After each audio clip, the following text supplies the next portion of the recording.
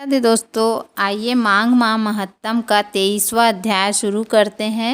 मंगलकारी देव तुम मंगल करो गणेश, जय वंदन तुम्हारे करे काटो सबके कलेश। श्री गणेशाय नमः। 23वां अध्याय प्रारंभ। लोमेश ऋषि कहने लगे कि जिस पिशाच को देवदूती ने मुक्त किया वह पहले द्रविड़ नगर में चित्र नाम वाला राजा था। वह बड़ा सूरवीर, सत्यपरायण और पुरोहितों को आगे करके यज्ञ आदि करता था। दक्षिण दिशा में उसका राज्य था और उसके कोष धन से भरे हुए थे। उसके बहुत से हाथी, घोड़े और रथ थे और वह अत्यंत शोभा को प्राप्त होता था। बहुत सी स्त्रियों में क्रीड़ा करता था और अनेक यज्ञ उसने किए थे। वह नित्य अतिथियों की पूजा करता था और शस्त्र विद्या में निपुण था और ब्रह्मा, विष्णु, महेश तथा सूर्य की पूजा सदैव किया करता था। वह जंगल में भी स्त्रियों से घिरा हुआ क्रीड़ा किया करता था। एक बार वह पाखंडियों के मंदिर में गया और वेदहीन भस्म लगाए हुए पाखंडी महात्मा बने हुओं से उस राजा की बातचीत हुई। पाखंडियों ने कहा कि हे राजन, शैव धर्म की महिमा सुनो। इस धर्म के प्रभाव से मनुष्य पाप को काटकर मुक्त हो जाता है। सब वर्णों में शैव मत ही मुक्ति का देने वाला है। शिव की आज्ञा के बिना दान, यज्ञ और तपों से कुछ नहीं बनता। शिव का सेवक होकर भस्म धारण करने, जटा रखने से ही मनुष्य मुक्त हो सकता है। जटा धारण करने तथा भस्म लेपन से ही मनुष्य शिव के बराबर समान हो जाता है। इसके बराबर कोई पुण्य नहीं है। जटा भस्म धारण किए हुए सभी योगी शिव के सदृश होते हैं।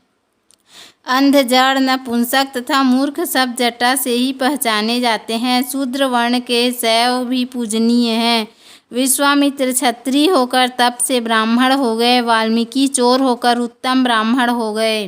अतएव शिव पूजन में किसी बात का विचार नहीं है। तप से ही ब्रह्मत्व प्राप्त होता है, जन्म से नहीं।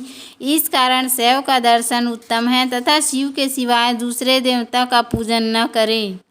शिव तपस्वी को विष्णु का त्याग करना चाहिए, ना ही विष्णु की मूर्ति का पूजन करना चाहिए। विष्णु के दर्शन से शिव का द्रोह उत्पन्न होता है और शिव के द्रोह से रौरवादी नरक मिलते हैं। इसी से भवसागर से पार होने के लिए विष्णु का नाम भी लेना चाहिए। शिव भक्त निशंक होकर जो शिव से प्रेम करता है वह कैलाश में वास करता है, इसमें कुछ संदेह नहीं है। इस धर्म के पालन करने वाले का भी कभी नाश नहीं होता। इस पाखंडी के ऐसे वचन सुनकर राजा ने मोह में आकर उनका धर्म ग्रहण कर लिया और वैदिक धर्म को त्याग दिया। श्रुति, स्मृति और ब्राह्मणों की निंदा करने लगा। उसने अपने घर के अग्निहोत्र को बुझा दिया और धर्म के कार्य बंद कर दिए। विष्णु की निंदा और वैष्णव के द्वेष करने लगा और बोला, कहाँ है विष्णु, कहाँ देखा है जाता है, कहाँ रहता है, किसने देखा है। और जो लोग नारायण का भजन करते हैं उनको दुख देता था। पाखंडियों का मत ग्रहण कर राजा वेद, वैदिक धर्म, व्रत, दान और दानियों को नहीं मानता था। अन्याय से दंड देता वह कामी राजा सदैव स्त्रियों के समूह में घिरा रहता और क्रोध से भरा रहता। गुरु तथा पुरोहितों के वचनों को नहीं मानता था। पाखंडियों पर विश्वास करता हुआ उनको गांव, हाथी, घोड़े और सुवर्ण आदि देता था। उनके सब कार्य करता, भस्म धारण करता और मस्तक पर जटा रखता था। और जो कोई विष्णु का नाम लेता उसको वध का दंड दिया जाएगा। यह ढूंढी पिटवा दी थी। उसके डर से ब्राह्मणों तथा वैष्णवों ने उस देश को छोड़ दिया और दूसरे देशों में चले गए। सारे देशवासी केवल नदी के जल से जीते थे। जीविका से दुखी होकर वृक्ष आदि नहीं लगाते थे, ना ही खेती करते थे। प्रजा अन्न के अभाव में गला सड़ा अन्न भी खा लेती थी। आचार विचार, अग्निक्रिया सबको छोड़कर काल रूप की तरह वह राजा शासन करता था। कुछ काल पश्चात उस राजा की मृत्यु हो गई और वैदिक रीति से उसकी क्रिया भी नहीं की गई।